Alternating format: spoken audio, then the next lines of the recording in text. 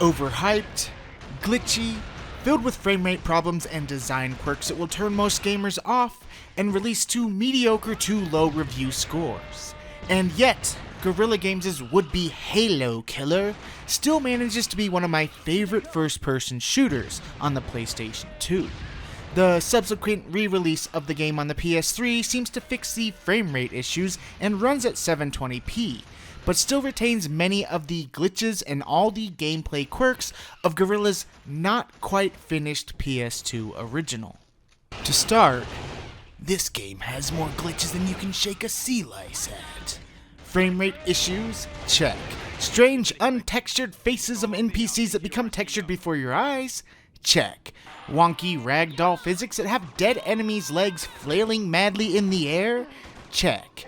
And worst of all, sometimes level-ending glitches, where for whatever reason the game fails to trigger the end of a level when you reach the point where the level is actually supposed to end, sometimes causing you to have to replay entire chunks of the game in order to get a non-glitched level. Major check. Quite frankly, the PS2 version was not quite finished upon its release. It was just mostly finished. Why do I say that the game wasn't finished instead of taking the view of the gaming media at the time, which was, to quote the review in the January 2005 issue of GMR, the same issue they reviewed Halo 2, Metal Gear Solid 3, and San Andreas. But what nobody stopped to consider is if said FPS needs something more than a PS2. And later in the review, the hardware simply isn't powerful enough to consistently process what Killzone wants to do both in single-player and online multiplayer. Essentially, the view was, at the time, that the PS2 just wasn't powerful enough to handle Killzone. So why do I take the stance that Killzone was rushed over the belief that the PS2 couldn't handle the game? The first reason is simple logic. If you are Sony and you are touting Killzone as the PS2's answer to Halo 2, your game should probably beat Halo 2 to the market in an attempt to steal some of Halo's thunder. Utter fail in that regard, by the way. Killzone was simply at the mercy of Halo 2's release date, meaning it didn't get that final layer of polish it needed and was released in good enough state. The second reason I take the stance that Killzone was rushed as opposed to the fact that the PS2 just couldn't handle it is, well, take for example Battlefield 2. This game doesn't have quite as much gritty detail in its graphics as Killzone, but has huge open environments and a whole lot of action going on screen, along with 24-player matches online, also in huge open environments.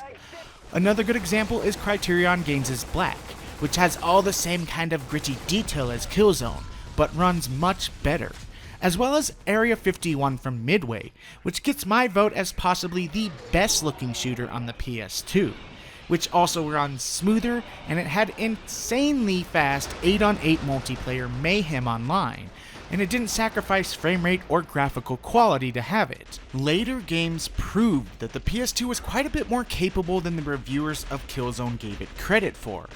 The PS2 was far from the most powerful system of its generation, but it was certainly capable of running Killzone a lot smoother than it does, had the developers had just a little bit more time to optimize it to run better and to polish out its glitches. Those looking for a much smoother version of the game, however, should look into the PS3 re-release on the Killzone Trilogy Collection. While certainly not glitch-free in itself, it runs better at a higher resolution and controls better as well. However, even in the PS3 version, there are certain design quirks that, all glitches aside, may still turn off a lot of gamers from this game. To start, the default control scheme sucks. It actually really sucks. The defaults weren't good even for when the game was first released. I've never used them, because to Killzone's credit, the game actually allows you to remap every button on the controller. The only caveat comes when adjusting the aiming speeds with a very touchy and imprecise bar in the options screen. I've never been able to adjust the aiming in the game to a perfect level, but I've gotten it close enough. However, the ability to remap all the buttons to the player's preference is a feature that even modern developers still haven't figured out is actually a good design choice. That way, if you don't like the controls, you can change them. Another strange quirk is the animation sequence whenever you swap guns. I guess the animations were added to add to the shaky look of the game, maybe for immersion. I'm not really sure, actually. However, every time you swap your guns, you are greeted with a shaky animation of your character racking around in their firearm. This seems like a nice stylistic design choice at first, but it defeats all practicality in the middle of a gunfight, where swapping weapons is delayed by the animation of pulling your weapon out. This short animation sequence is responsible for countless deaths in the game, in those situations where seconds count. This, however, is where a glitch in the game actually works in the player's favor. Players can cancel out this animation sequence by tapping the sprint button whenever they swap to the next gun. This allows the shotgun in the game to be fired in almost semi-automatic fashion. However, the one animation sprinting doesn't cancel out has to do with the secondary fire on the Hellgast rifle and the ISA rifle. Using the secondary fire sees your character automatically reloading the secondary fire function without your consent. This animation sequence leads you to be a bit more strategic with your secondary fire functions, but also leads to very many deaths in the game. Fire and move, that's really the only strategy I can give you.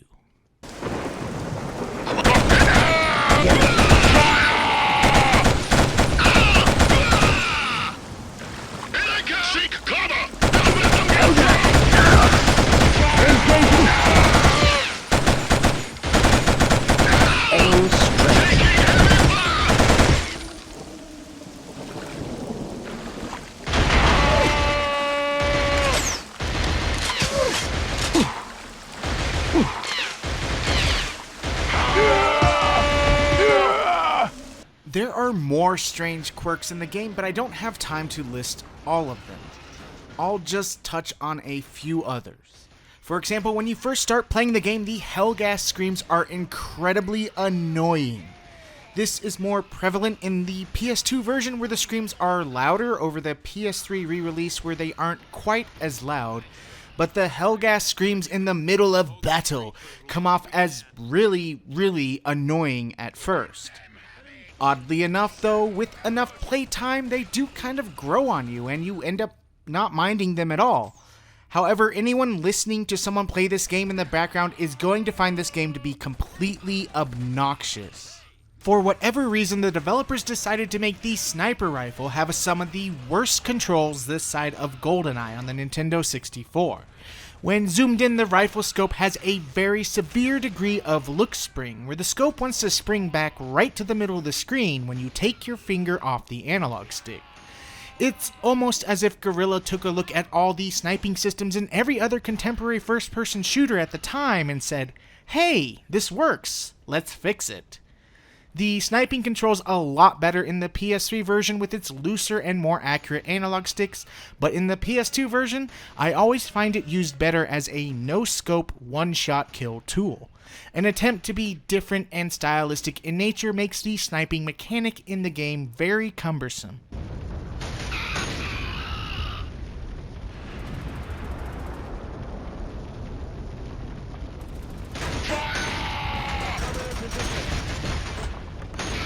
The AI in the game could have been a bit better as well.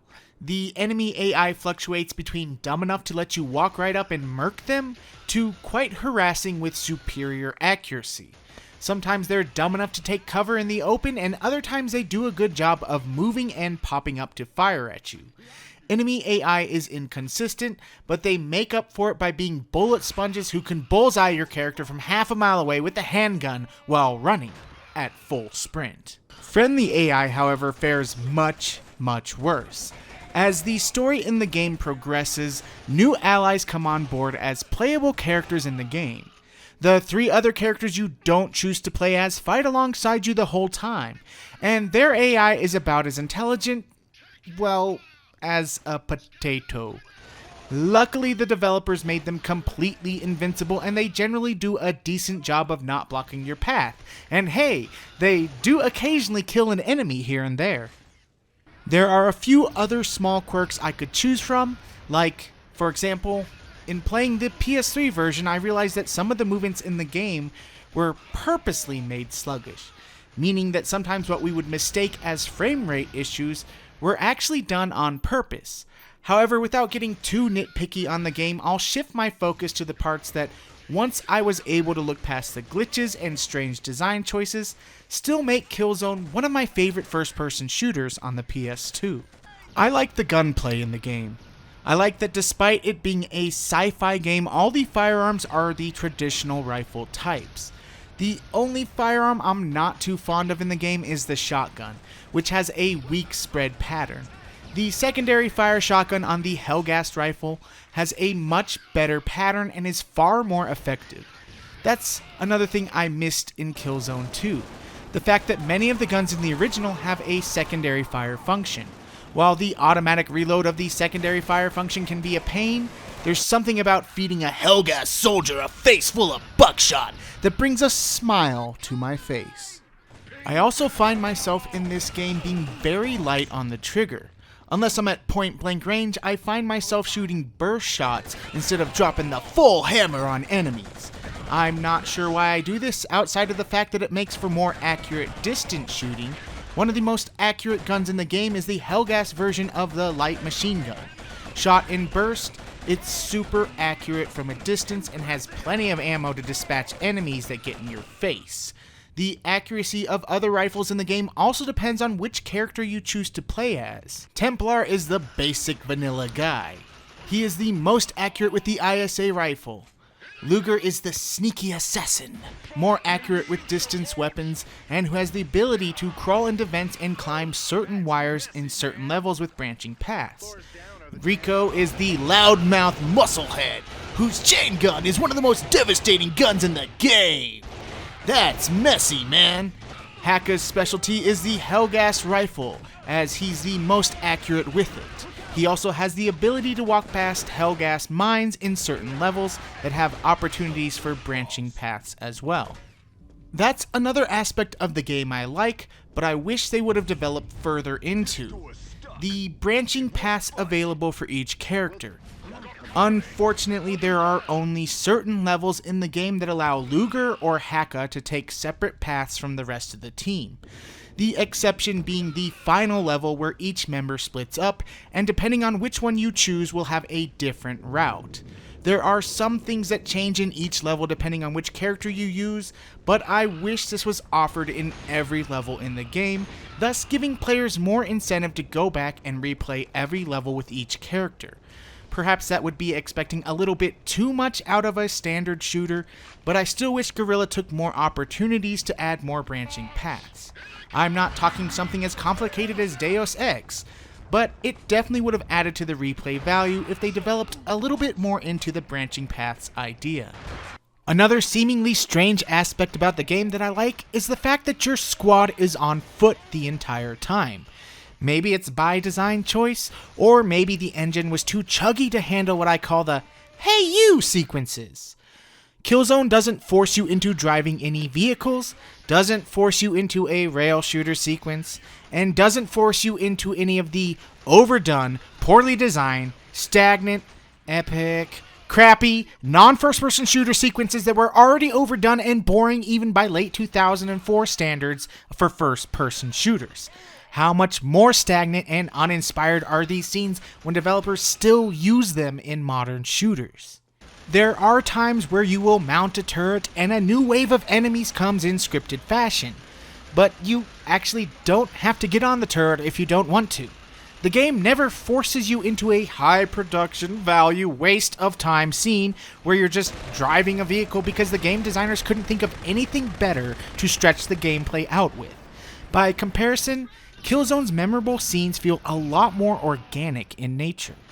Perhaps this is just me on my soapbox, but ask yourself, in the last 10 years, if you've played a lot of single-player campaigns and shooters, what were your least favorite scenes in each game? Were they levels you just couldn't stand? Or were they the scenes where the developers grabbed your hand and you found yourself playing a filler scene where you were playing a crappy version of Panzer Dragoon or driving some pointless vehicle? Again, maybe these scenes aren't in Killzone because the engine couldn't handle them, but the game is all the better for not having them. They were stagnant design choices even by the time Killzone was released. Now that I'm off my soapbox, I must say that I also really like the art direction in Killzone. I've described it before as World War II meets sci-fi in its art direction. The heavy use of filters and washed out colors in the environments creates a visual aesthetic that is still pleasing to look at to this day. This is also why Killzone took such pretty screenshots, which got PS2 fanboy types super hyped over the graphics in the game, heralding it as a Halo killer. I know the general consensus is that in order for developers to get anything out of the PS2, they had to use a lot of washed out colors and a lot of screen filters, and there might actually be something to that. But the effect of which leaving games like Killzone and even Shadow of the Colossus with unique atmospheric art directions that still set them apart to this day. Frame rate issues and glitches abounding, Killzone's art direction is still the star of the show when it comes to graphics. The engine may chug along, but the art direction steals the show visually.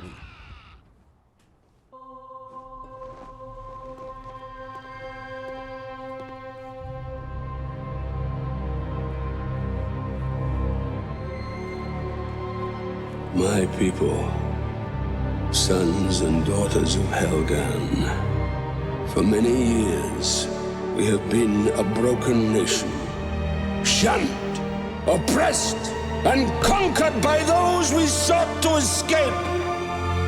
10 years ago, I asked for time, and that time was granted by you. You, the strength in my arm, the holders of my dreams. The voice acting in the game is also spectacular. For all the other flaws in the game, Guerrilla didn't skimp on the voice acting. The music likewise is also spectacular and epic in nature. It doesn't play during gameplay, just during the cutscenes. But the Killzone theme, especially, is still iconic in nature. There's no mistaking the Killzone theme for anything else. The PS2 version was online when it first came out, but the servers have long since been taken down. The PS3 version doesn't offer an online mode either, but both versions offer some decent bot deathmatch for up to 2 players. Playing the bot deathmatch definitely makes me reminisce about playing the PS2 version online. Oddly enough, I don't have any archived footage of me playing the game online on my external hard drive, but you can find around a decade-old footage of me sucking at this game online on my channel if you look hard enough. I guess I wasn't completely sucky at this game online. It was more in how the other people who played it online played it that kind of made it a little sucky. Essentially, the other players would just find the explosive weapons and go for cheap kills. If you got tired of explosives, you had to label your room as bullet only because you couldn't ban the explosive weapons. And then you'd have to rely on the honor of other players not to use those weapons, which sometimes worked, but it only ever took one troll, and all that went out the window. It's not that I didn't put my share of hours into the game online, but Killzone was always a good secondary online title, whenever I got tired of playing Delta Force Black Hawk Down online, which by this time was eating up all my online hours, even more so than SOCOM, Battlefield 2, Killzone, Battlefront, and the Call of Duty games combined. To me, Killzone just catered to cheap play, but that wasn't the only issue with the game online. Do you remember in SOCOM how you could create your own game and enter a map rotation? And even if you left the game you created, other players would keep it going and you could re-enter the game later if you chose to. Killzone would let you create your own game, but after the round was over, it would kick everyone in the room back out to the main lobby. Even if you liked the people you were playing with, you couldn't add a map rotation to your room in order to play indefinitely. The bot matches fill a little bit of the void of not playing this game online anymore, and they have all the modes that no one ever played online because Deathmatch will always be the most popular mode, and Domination and Assault modes were always left in the dustbin. The bot matches aren't unreal or time splitters good, but you and a friend can lose some good hours to them if you choose to.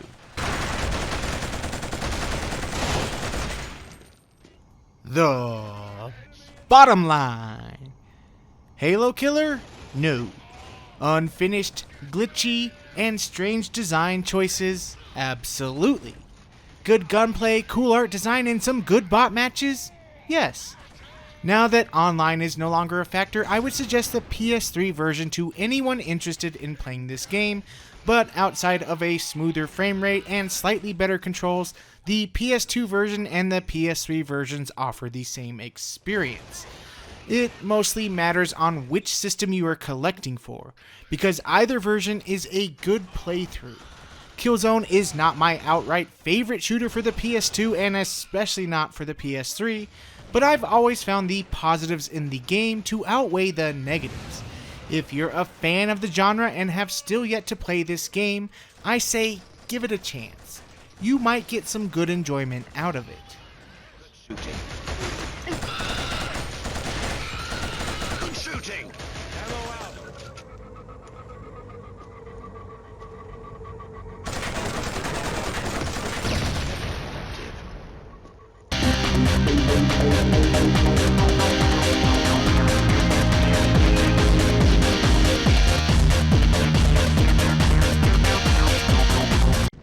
No! Not Johnson! He was only a boy!